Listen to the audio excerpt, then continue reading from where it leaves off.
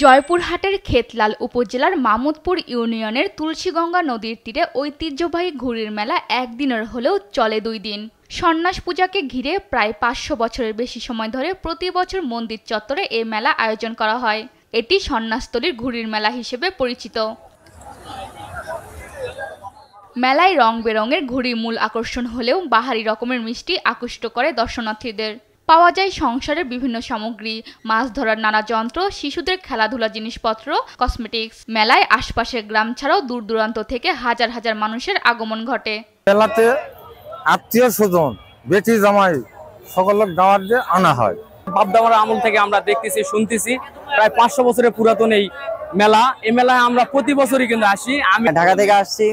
গ্রাম বাংলায় এগুলো তো শহরে দেখা যায় না, গ্রাম বাংলায় দেখা যায়। পূজা দেখতে আসি, আবার এটা হচ্ছে আমাদের ঘুড়ির একটা ঐতিহ্য মেলা। আর সব ধরনের জিনিস পাওয়া যায়, দূর দূরান্ত থেকে অনেক লোকজন আসছে। আনন্দঘন ও উৎসব মুখর পরিবেশে ঐতিহ্যবাহী এই গ্রামীণ মেলাটি উদযাপন হচ্ছে জানালেন আয়োজকরা। বিভিন্ন জেলার বিভিন্ন প্রান্ত থেকে এসে এই ঘুড়ি প্রতিযোগিতা করে সকাল থেকে সন্ধ্যা পর্যন্ত তারা এতটাই আনন্দিত হয়েছে যে ঘুড়িকে কেন্দ্র করেই আমরা আজকের এই মিলন মেলার আয়োজন করেছি। আইন শৃঙ্খলা সার্বিকভাবে খেতলা নির্বাহী অফিসারের আমরা সাহায্য পাই এবং আমাদের পুলিশ ফোর্স দিয়ে সাহায্য করে।